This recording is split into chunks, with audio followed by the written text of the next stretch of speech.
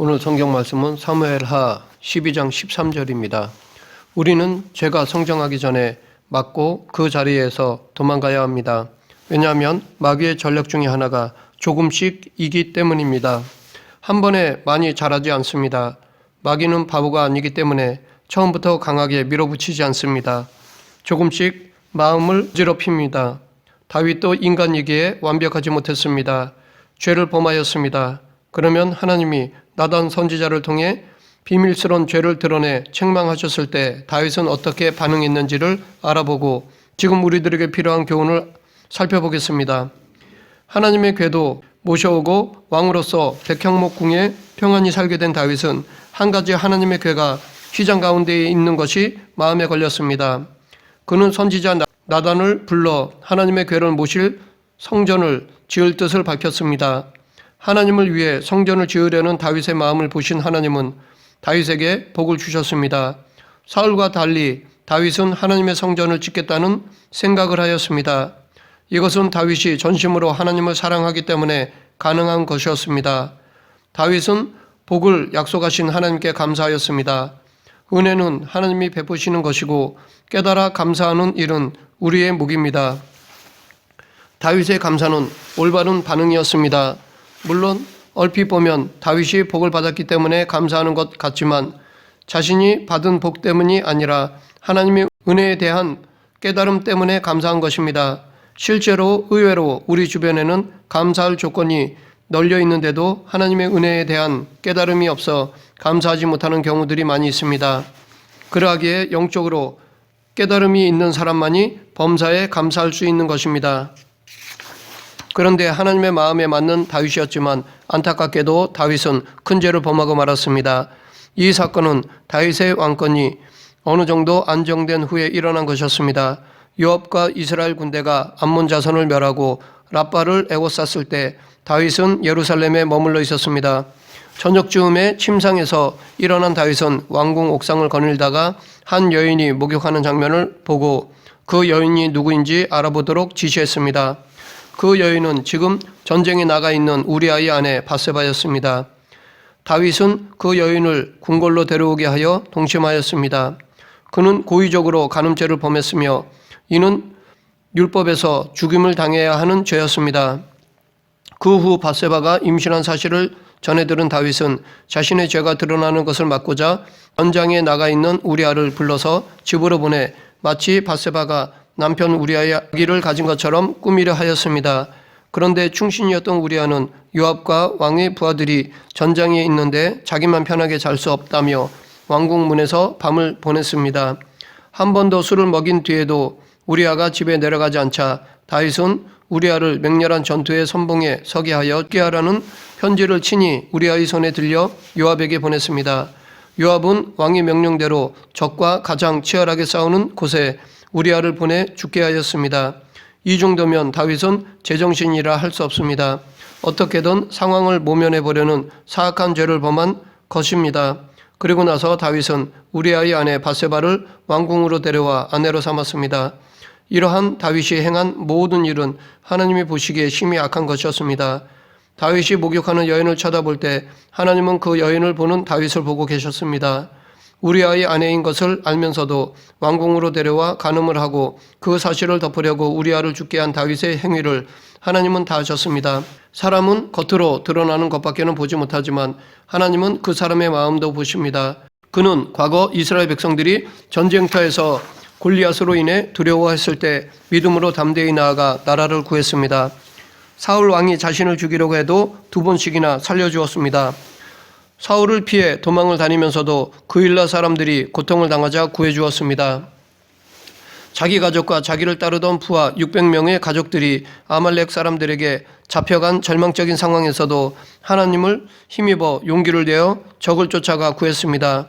그리고 왕이 된 후에는 하나님의 궤를 가져오다가 우사가 죽었지만 낙심하지 않고 다시 궤를 가져오는 데 성공하자 온 마음을 다해 기쁘게 춤을 추었습니다. 무엇보다도 하나님을 진심으로 사랑하여 여호와의 성전을 지으려고 하였습니다. 그랬던 그가 이렇게 악하고 잔인한 모습을 보였습니다. 이러한 모습을 보면서 우리는 죄의 유혹이 언제라도 우리의 믿음을 무너뜨릴 수 있다는 경각심을 가져야 할 것입니다. 그러면 다윗은 왜 이런 실수를 범했을까요? 우리는 다윗의 범죄를 통해 몇 가지 교훈을 찾을 수 있습니다. 첫째, 우리는 보는 것을 조심해야 합니다. 다윗은 여인을 보고 음욕을 품었습니다. 가만히 있는데 음욕이 저절로 생긴 것이 아니라 벗은 여인의 몸을 보고 생긴 것입니다. 우리는 하루에도 많은 것을 봅니다. 그 중에는 죄를 지을 여지가 있는 것들이 있습니다. 마귀는 우리의 시선을 유혹하여 무너뜨립니다. 이럴 때 우리는 욥처럼 대처해야 할 것입니다. 내가 내 눈과 약속하였나니 어찌 처녀에게 주목하려. 욥에게도 성적 유혹이 있었지만 그는 결단하여 이 유혹에 넘어가지 않도록 자기의 눈과 약속하였습니다. 만약 다윗도 바세바를 보았을 때 이런 마음을 가졌다면 이런 불상사는 없었을 것입니다. 둘째, 우리는 한가함을 조심해야 합니다. 다윗은 요압과 부하들을 전쟁에 내보낸 후 자신은 저녁에 침상에서 일어났습니다.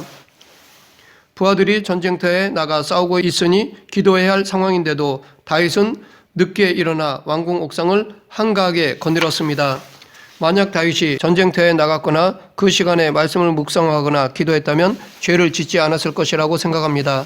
영적으로 깨어있지 못하고 한가하게 있으면 죄에 쉽게 노출됩니다. 그리고 쉽게 유혹에 넘어질 수 있습니다. 너무 바빠서 휴식을 취하지 못하는 것도 문제이지만 너무 한가한 것도 문제가 될 수 있습니다. 셋째, 죄는 점점 발전하기 때문에 처음에 끊어야 합니다. 죄에 한번 넘어지면 더 깊이 빠지게 됩니다. 마귀는 강교하여 우리를 조금씩 죄의 수렁으로 빠뜨립니다. 그래서 야고보 사도는 욕심이 잉태한즉 죄를 낳고 죄가 장성한즉 사망을 낳느니라 라고 하였습니다. 그러하기에 우리는 악에 대해 단호해야 합니다. 시편 기자의 말처럼 악인들의 꾀를 따르지 아니하며 죄인들의 길에 서지 아니하며 오만한 자들의 자리에 앉지 않아야 합니다. 요셉은 보디발의 아내가 날마다 동침하기를 청했지만 듣지 않았고 아예 함께 있지도 않았습니다. 만약 요셉이 그 자리에 계속 있었다면 그도 넘어갈 수 있었을 것입니다. 죄는 부시와 같아서 작은 부시는 쉽게 끌 수 있지만 부시가 커져 산불이 되면 끄기가 어렵습니다. 다윗이 밧세바와 간음죄를 짓고 남편 우리아를 죽이는 죄를 범하자 하나님은 나단 선지자를 보내 다윗을 책망하셨습니다. 나단은 다윗 왕에게 한 부자 이야기를 하면서 그의 죄를 드러냈습니다. 이렇게 하나님이 나단 선지자를 통해 은밀한 죄를 드러내 책망하셨을 때 다윗의 반응은 어떠했습니까? 그의 반응이 오늘 본문에 나와 있습니다. 다윗이 나단에게 이르되 내가 여호와께 죄를 범하였노라 하매, 다윗은 나단 선지자를 통해 하나님께 책망을 듣자 곧바로 자기의 죄를 인정했습니다. 비록 골리앗을 무찌르고 사울 왕을 2번씩이나 살려주고 위기 속에서도 그일라 사람들을 구해주었지만 다윗도 죄를 지었습니다. 그런데 다윗은 자기의 죄를 지적받았을 때 그는 즉시 회개하였습니다. 이 장면을 보면 나단의 이야기를 듣고 회개하기까지 많은 시간이 걸리지 않았습니다. 하나님의 책망을 받았지만 곧 회개하였습니다. 다윗은 구차하게 변명하지 않았습니다. 상황과 여건 등 다른 이유를 대지 않았습니다. 회개는 이처럼 간단 명료합니다. 만약 변명을 길게 늘어놓았다면 그것은 회개할 마음이 적은 것으로 볼 수 있습니다. 즉 어느 정도 자기 죄에 대한 정당성을 두려워하는 것이라 생각합니다. 우리는 이것을 사울 왕을 통해 알 수 있습니다. 아말렉에 좋은 가축들을 남긴 것에 대해 사무엘 선지자가 책망을 하자 그는 하나님께 제사를 드리기 위함이었다고 변명을 하였습니다. 다윗도 사울처럼 변명하자면 얼마든지 핑계를 댈 수 있었을 것입니다. 그러나 다윗은 그렇게 하지 않았습니다. 곧바로 자기 죄를 인정하고 회개하였습니다. 이것이 우리가 죄를 지었을 때 마땅히 취해야 할 올바른 자세입니다. 회개에 걸리는 시간과 영성은 반비례한다고 볼 수 있습니다. 회개까지 걸리는 시간이 짧을수록 영성이 뛰어나다고 하겠습니다. 다윗의 회개에 중요한 역할을 한 사람은 나단 선지자입니다. 그런데 아무리 선지자라고 해도 왕의 잘못을 지적하고 책망하기란 쉽지 않습니다. 자칫 왕에게 죽임을 당할 수도 있습니다. 그러나 나단 선지자는 두려워하지 않고 왕에게 나아가 잘못을 지적했습니다.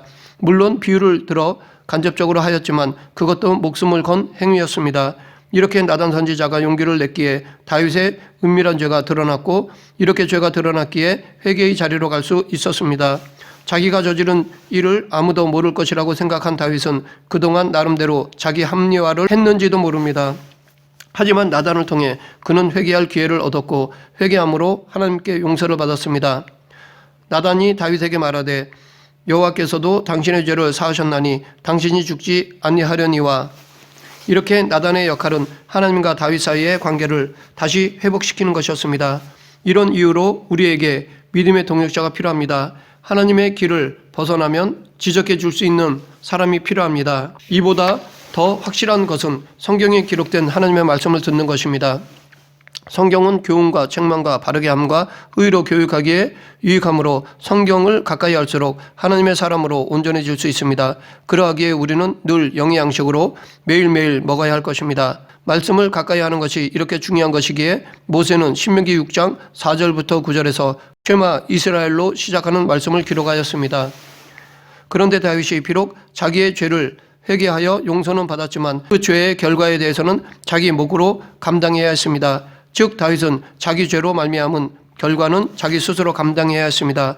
그 결과는 이 일로 말미암아 여호와의 원수가 크게 비방할 거리를 얻게 하였으니 당신이 낳은 아기가 반드시 죽으리이다 였습니다. 이것은 우리도 마찬가지입니다. 이것은 마치 자기 몸을 돌보지 않고 쾌락에 빠졌다가 몸이 망가진 후에 회개하여 하나님께 용서는 받았지만 죄의 결과인 망가진 몸으로 살아가야 하는 것과 같습니다. 그러하기에 죄는 아예 짓지 않는 것이 좋은 것입니다. 이뿐 아니라 다윗은 자기 죄의 결과로 또 다른 어려움을 겪어야 했습니다. 그것은 바로 압살롬의 반란 사건이었습니다. 그 발단은 다윗의 큰 아들 암논이 여동생 다말을 범하는 것에서 비롯되었습니다. 다윗에게는 아내가 여러 명 있었는데 그중 큰 아들 암논이 이복 형제인 압살롬의 누이 다말을 사랑하여 아픈 척하며 방으로 끌어들여 범하였습니다. 그런데 그러고 나서 암논은 오히려 다말을 심히 미워하였고 하인을 불러 다말을 문 밖으로 쫓아냈습니다. 겁탈도 나쁜데 이렇게 내쫓는 것은 악에 악을 더하는 것이었습니다. 그러나 다윗은 이 모든 일을 듣고 심히 노했지만 별다른 조치를 취하지 않았습니다. 이것이 다윗의 큰 잘못이었습니다. 압살롬은 자기 누이 동생을 욕보이고 쫓아낸 이복형 암논을 죽이고 싶었지만 겉으로 드러내지 않았습니다. 2년 동안 속마음을 철저히 숨겼습니다. 그리고 철저한 계획을 세워 암논을 죽이고 외국으로 도망갔습니다. 물론 압살롬에게는 형 암논을 죽일 만한 명분이 있었지만 그렇다고 해서 암논을 직접 죽일 것이 아니라 그를 만나 따지든지 아버지에게 올바른 조치를 요구했어야 했습니다. 그런데 이 압살롬에게도 다윗은 별다른 조치를 취하지 않았습니다. 그를 다시 집으로 돌아오게 하였지만 만나주지는 않았습니다. 이렇게 우유부단한 행동을 취하였습니다. 압살롬은 아버지가 자기를 대하는 것에 대한 불만을 품게 되었습니다. 이것이 그가 반역을 일으키게 되는 발단이 되었는지도 모릅니다. 압살롬은 먼저 성문길 곁에서 백성들의 성사를 가르치면서 이스라엘 사람들의 마음을 훔쳤습니다. 이렇게 4년 동안 철저히 숨기고 준비한 것이었습니다. 그리고 결국 반역하여 헤브론에서 왕이 되었습니다. 그리고 군사를 이끌고 아버지가 있는 예루살렘 성으로 들어온 것입니다. 이때 압살롬이 예루살렘 성에 들어와서 제일 먼저 취한 행동이 아버지의 후궁들과 백중 대낮에 동침하는 것이었습니다. 이렇게 한 이유는 그를 따르는 모든 사람들에게 신뢰감을 주기 위해서입니다. 즉 자기도 이제는 아버지의 철저한 원수가 되었기에 자기를 따르는 모든 사람들과 한 목숨이 되었다는 것을 보여주는 상징적인 행위였습니다. 그런데 이 모든 일들은 다윗이 밧세바와 간음죄를 지은 결과이기도 하였습니다. 사무엘하 12장 11, 12절 여호와께서 또 이와 같이 이르시기를 보라 내가 너와 내 집에 재앙을 일으키고 내가 내 눈앞에서 내 아내를 빼앗아 내 이웃들에게 주리니 그 사람들이 내 아내들과 더불어 백주에 동침하리라. 너는 은밀히 행하였으나 나는 온 이스라엘 앞에서 백주에 이 일을 행하리라. 이에 대한 다윗의 태도를 살펴보면 다윗은 압살롬을 피해 도망갈 때 하나님의 어떤 처분을 내리더라도 그대로 따르겠다고 하였습니다. 다윗이 성을 빠져나올 때 제사장 사독과 아비아달이 언약궤를 가지고 따라왔지만 다윗은 성읍으로 도로 메어 가라고 하면서 하나님의 선하신 인도를 따르겠다고 하였습니다. 이런 상황에서 다윗은 최악의 순간을 그대로 받아들이고 하나님이 하시는 대로 자신을 내맡겼습니다. 오직 하나님의 은혜만을 바라며 하나님의 처분에 순종하려 하였습니다. 말씀을 맺겠습니다. 다윗은 하나님을 섬기며 어떤 위기의 순간에도 신뢰하며 살았습니다. 하나님께서도 그런 그를 당신과 마음이 합한 자로까지 인정해 주셨습니다. 그런 다윗도 유혹에 넘어져 죄를 범하였습니다.